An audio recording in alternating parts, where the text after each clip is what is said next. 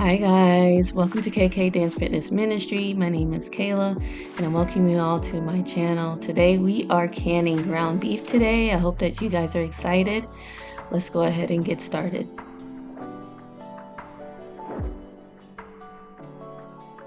So today you guys are in my kitchen and we're going to go ahead and get things prepped.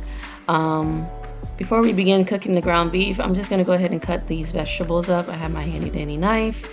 I have my cutting board. I have one onion. We're going to use this whole onion to put in the dish, and we are also going to use this whole green bell pepper. If you can spot a helper that's in this video, just say in the comments, who do you see in this video that's also helping me in this process? And as we are cutting, I just want to take this opportunity to say welcome to any newbies that are here with us at KK Dance Fitness Ministries. Welcome. Mwah. Thank you so much for taking the time out to take a look at this video.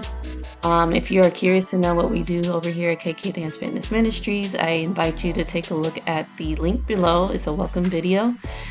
Just describing what we do over here at KK Dance Fitness Ministry. Our motto is that we dance, we love, we motivate, and we worship. This is truly a movement, just spreading the love of God and spreading the love of Jesus across not only this nation, but around the world. And so I pray that you just join us, and welcome to the channel. And as you can see, I have scraps here. We do not throw those out. Keep those because you can use those for making broths. And for my KK crew, mwah, you guys know I always will love you, but just know that God loves you more. And I just thank you for just taking the time out again just to support this channel. If you could do me a favor, go ahead and hit that like button, hit the subscribe button if you haven't subscribed, and comment down below what you think of this process so far. But again, thank you so much for my KK crew for all your love and support in this ministry. Truly am thankful, and thank God for each and every one of you. So as you can see, I'm cutting up the onions, trying to do it very finely, and it's all going to be cooked anyway, so it's going to be even more smaller than this, but it's cutting it up as much as I can so that way we'll be able to cook and mix it in with the ground beef. And we're going to also do the same with the green bell pepper. Make sure that whenever you are using any type of vegetables, besides the onions, but any type of vegetables, make sure that you clean them really good. Wash them and clean them before you use them, because you don't want any of that dirt and grime to go into your food. And as you can see, I am cutting up the bell pepper. We are already finished with cutting the onions, so we're going to just go ahead and cut up the bell peppers real fine, and then we're going to go ahead and get them ready to put in with the ground beef.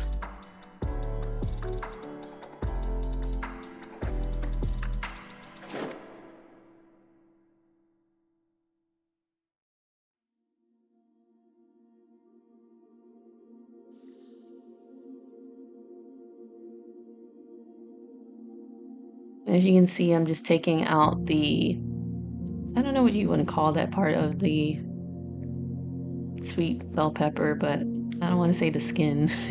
But I try to take those off as much as possible. I know you can cook with them, but it's just a habit of mine. And you're just going to cut it up real finely. And after these are done, I'll go ahead and just cook these first before I put the ground beef in. And again, I'm so happy that you guys get to see and to learn how to do this. It's definitely a staple that you want to keep in your house. And it's a really good way to not only preserve, but to also to save money, because if you don't see it in the stores right now, meat prices are ridiculous. And so what better way to start saving money by doing this, and just making sure that you have it in your pantry, so that way you know that it's in your pantry for long term and you don't have to worry about waiting for the ground beef to thaw out, you already have it ready and prepared for you to use whenever you need it. And so in the next one, I'm going to show you all of these are going to be cut up, and we're going to go ahead and get these ready to start processing for cooking.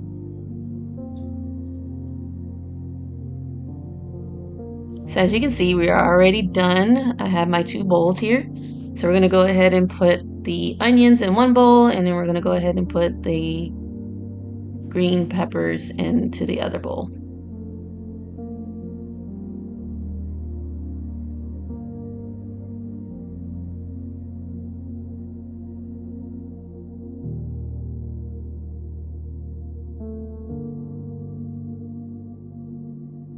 So now we have the onions. And we're just gonna go ahead and slide those green peppers down, making it easier to come on. And now we have the green peppers. Now let's move on to the stove to start cooking.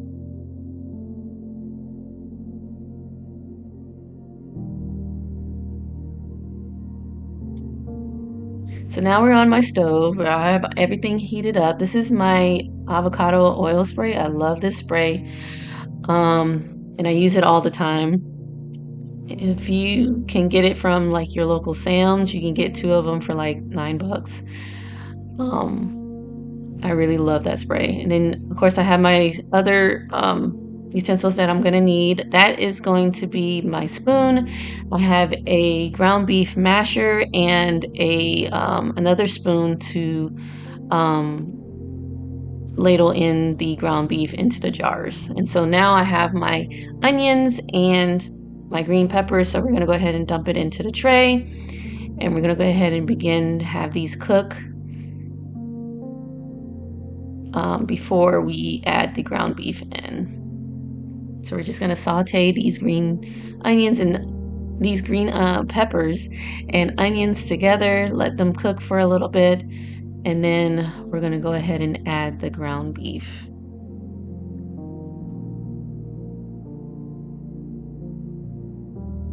And you're going to see how beautiful at the end of it, how it looks all together. So as you can see, I already pulled out my ground beef. It's already thawed out. So I'm just making sure that all of this is cooked. And as you can see, I have my ground beef here. We're going to go ahead and get that opened and throw them into the pot.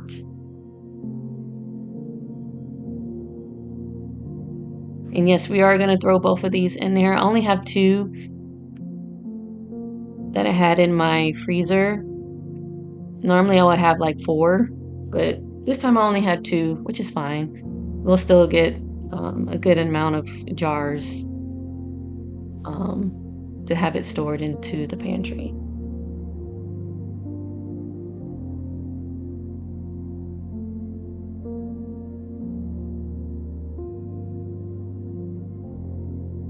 It took me a while to try to get this open because, yeah, these things sealed really, really tight.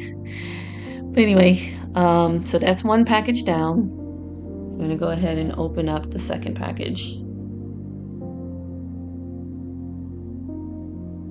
As you can see, I'm just mashing it in there good enough so that way I can go ahead and open up the next one to do the same.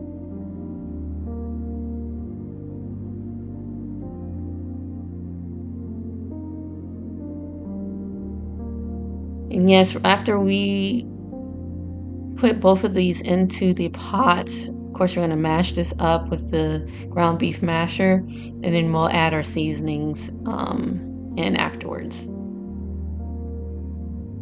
Now you can do ground beef in many different ways. You can make it into a patty. You can do meatballs with these. You just season it the best way you do it. If you just use your season that you use in your home and just do whatever you need with the ground beef. If you use meatballs, go ahead and make meatballs. If you just do ground beef, go ahead and do ground beef. You can do hamburger patties. Whatever you do and cook with the ground beef, go ahead and do that. It's the great way of doing this, is that you get to be a little bit creative with how you want to preserve your food. Trying to figure out, what dishes that you can use this food in. Just being a little bit creative. So as you can see, I'm using the spoon to kind of break it up a little bit because it was a little bit, together. So once it further cooks down a little bit, then I'm going to go in with the ground beef masher and we're going to mash it all up. So as you can see, I'm trying to get it down in there, but it's quite not broken up yet. But it'll get there.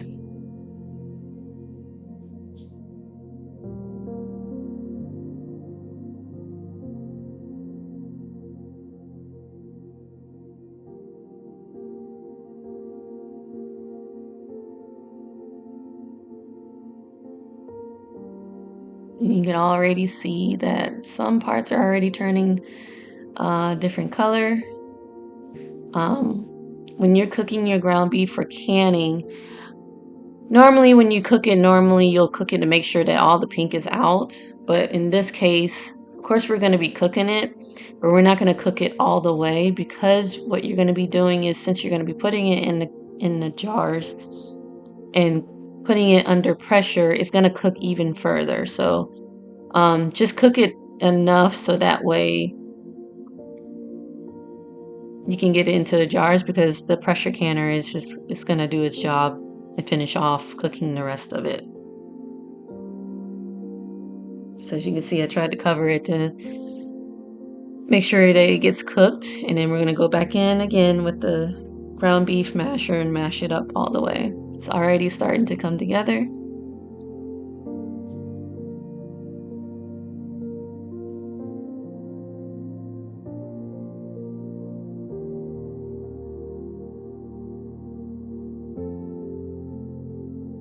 So now we're going to go into the seasoning. And you already know I have to use my Redmond real salt. It's the best salt ever. So we're going to go ahead and put that into the ground beef. I'm just taking a half a teaspoon. Go ahead and mix it all in there.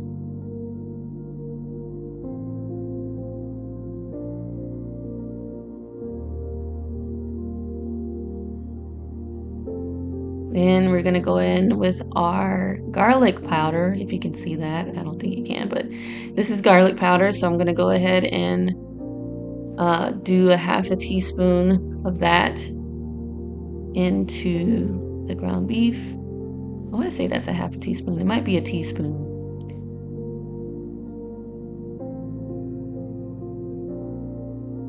And then we're going to go in with the onion powder. If you guys want the complete measurements, I'll go ahead and put that in the link in the description as well. I want to say this is a teaspoon that I used.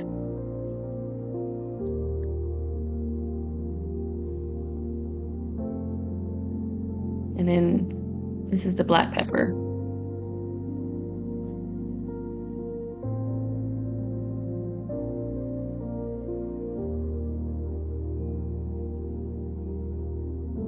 Now that I'm looking at it, it is a teaspoon.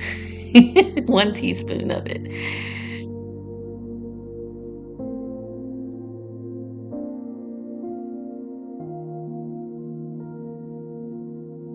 And then smoked paprika, I put smoked paprika in everything. This gives such a great flavor to all of your meats, and sometimes I go overboard with it, of how good this seasoning is.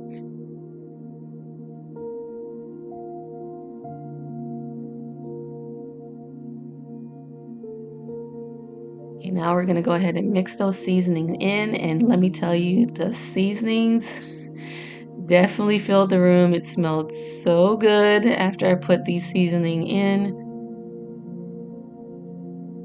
but I couldn't eat it because we were going to put these in cans.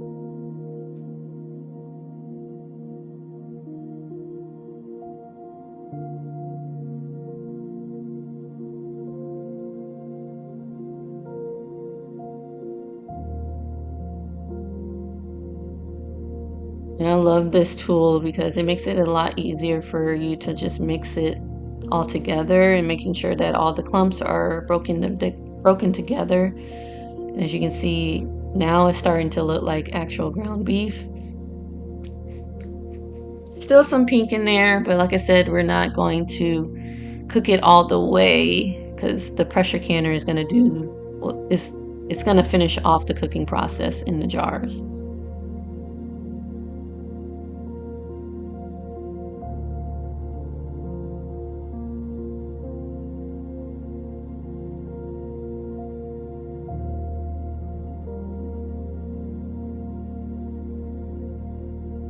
This smells so good, you guys.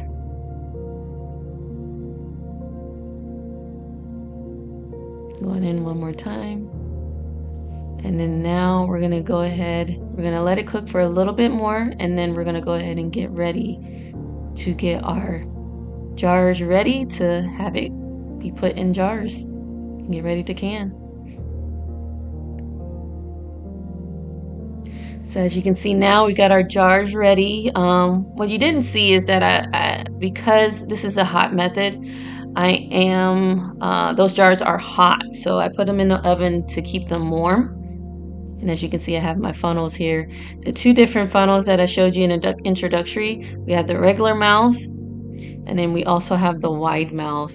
I love these funnels from 4 Jars. If you can get them, go ahead and get them if you can afford them. If not, just go to Walmart and pick up some. But I love these because they have the little inch markers on the bottom, so that way you can measure out how much water you can put in your jars. Sorry, the camera didn't do much justice of showing that, but I thought these were pretty neat. So these are wide mouth jars that I'm using, so we're going to use the wide mouth funnel. But as I mentioned, with these cans, I heated up these cans first before I started this process. Remember, when you're doing a hot method, everything has to be hot. Your jars have to be hot, your canner has to be hot, the food has to be hot. You cannot do cold jars with hot food, otherwise it's just not going to work.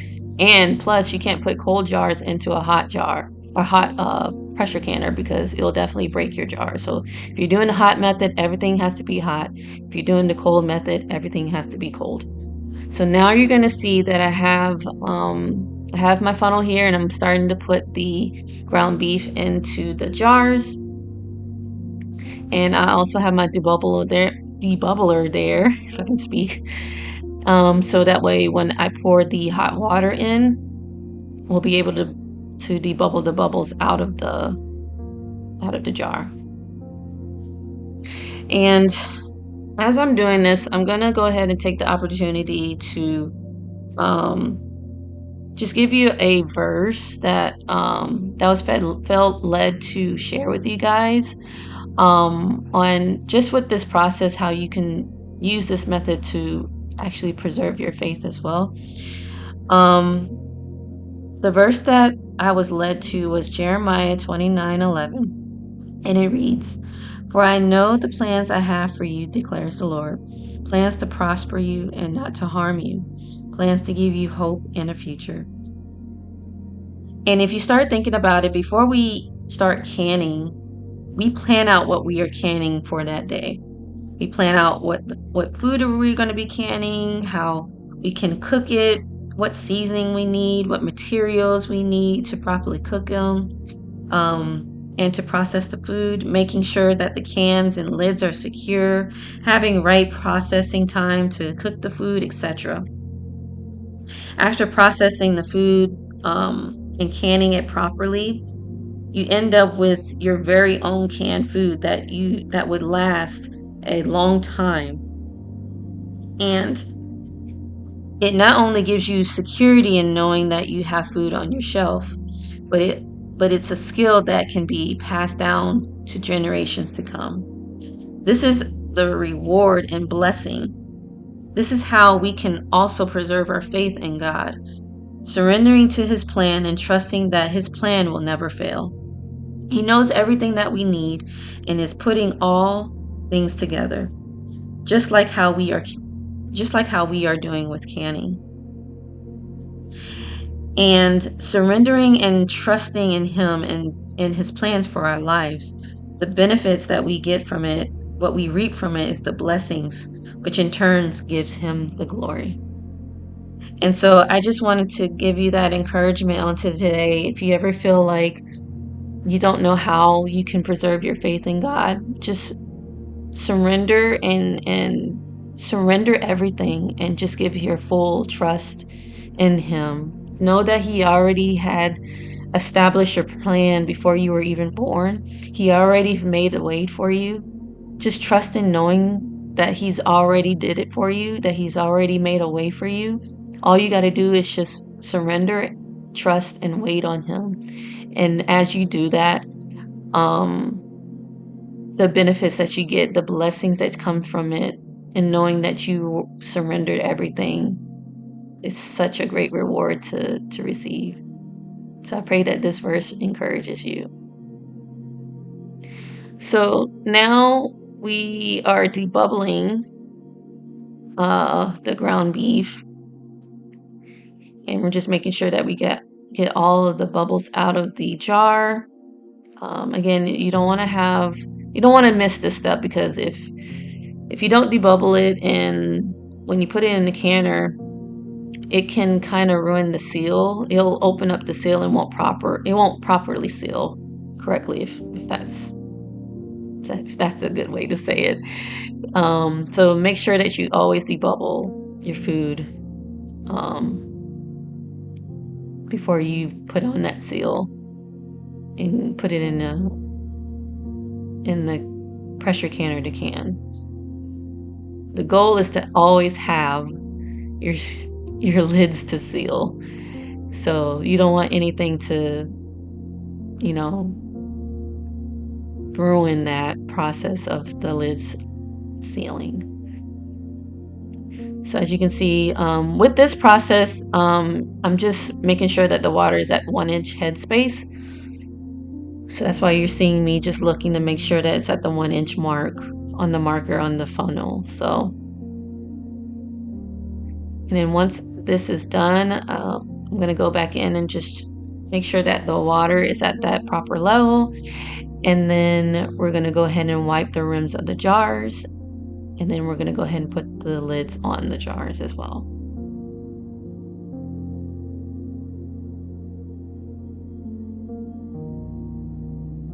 Looking so good. So now, as you can see, I have my paper towel here. So we're going to go ahead and go around the rims and wipe them down. And like in the carrot video, you don't have to do this, but I do this because, I don't know, maybe I'm just OCD about it. I want to make sure that my lids are sealed. So I go in with a dry paper towel first and then wipe the rims down. And then I'll go in with the vinegar and finish wiping the rims down a second time. I just want to make sure that the lids are sealed correctly and nothing will ruin those lids from not sealing.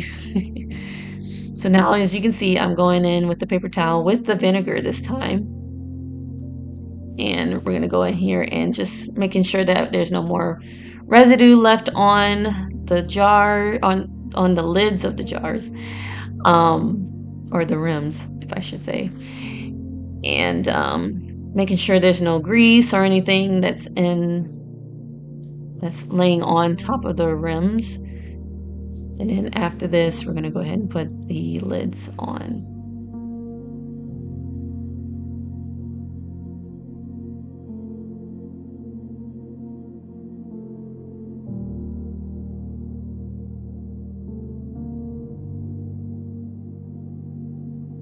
As you can see, I'm putting the lids on, 4-jar lids.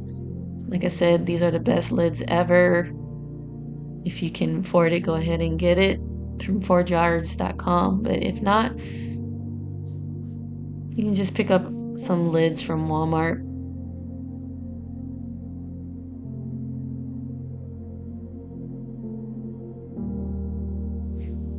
And as you're putting on the lids and the rings, you want to make sure that you're doing it fingertip tight So again, I know with the camera angle, it looks like I'm doing it a little bit harder than normal, but I promise you I'm doing it fingertip tight.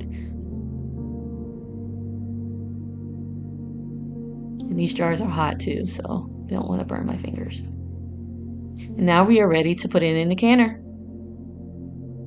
So as you can see, I am putting the jars in the canner. The water is already hot, so I'm just putting the hot jars into hot water and making sure it's in there.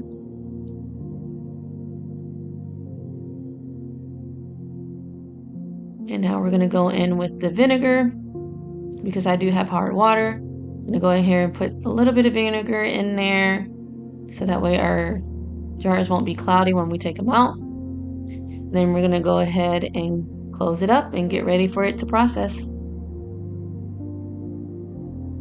So as you can see, I'm locking it and I'm putting it on exhaust so that way when it comes up to pressure, the air will start steaming out. I'm gonna bring you down just a little bit so that way you can see how to get this started. So with this Nesco pressure canner, for processing ground beef, you need to do it for pints is 75 minutes. So if you have a Nesco pressure canner, what you're going to do is you're going to make sure that everything is closed, locked, and you have it on exhaust. And then you're going to hit high to get started. And then you're going to put in the time, which is 75 minutes. Then you're going to go ahead and hit start. And then there you have it. You're going to start the process. So now it is at 10. So it's going to start counting from 10 to 0. It's just bringing everything up to pressure. And as you can see, you can hear the steam coming out. And it's still on exhaust. But once it gets to 0, then that's where we're going to change it to airtight. So as you can see, it is at 1 right now. We're just waiting for it to turn to 0 and then we can change it to airtight. And sorry, the camera's a little bit wobbly. My daughter was in and out of the kitchen, so I'm watching her and doing this at the same time. So now it's at 0. So now what we're going to do is we're going to come up and my camera just decided to go down. But we're going to change it from exhaust to airtight. So after you have turned it from airtight, it's going to come up to pressure and then it's going to start counting down. So that's what you see there. It's at 75 minutes now and it's going to continue to cook until it's done.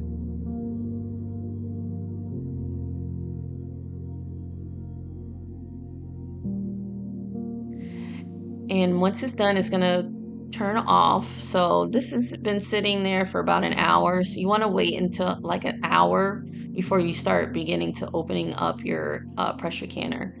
So I always wait an hour, making sure that the gauge is down. You see the red part is down. And just for my precaution, I change it to exhaust just to make sure that all the air is out. But you do want to wait an hour after it's done. And then after that, you can go ahead and open it. When you open it, make sure that you open it away from you. You do not want to have a face full of steam in your face. It's definitely painful. Ask me how I know.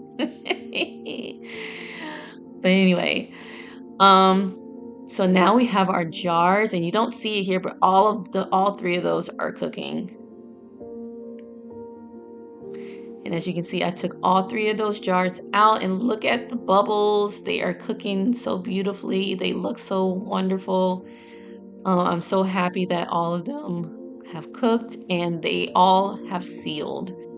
So I'm very, very happy about that. And as you can see,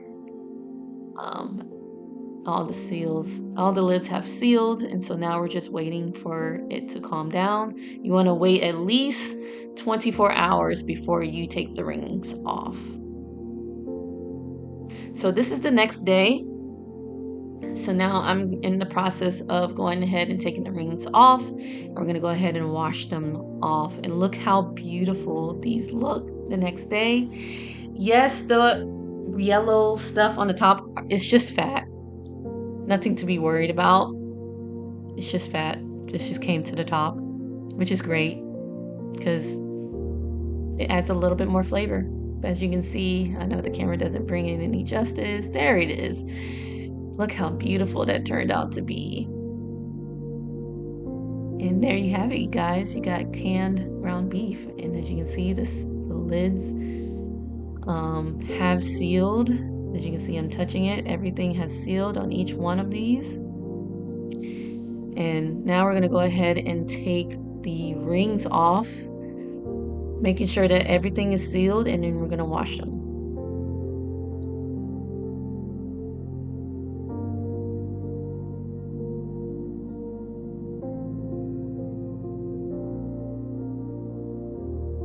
So as you can see, now I'm speeding this up a little bit. I'm taking the rings off. We're going to wash those too. And as you can see, it is sealed. So we're going to go ahead and wash each one of these jars, taking the rings off and checking them to make sure all of them is sealed. And you want to do this process for all of your jars, even if you're using water baths, making sure that you clean every single jar. You don't want to have any like food or residue or gunk and stuff on the side of your jars, because you'll attract rodents and ants, and you don't want that on your jars at all. Even though the foods are sealed, you want to make sure that you always wash them.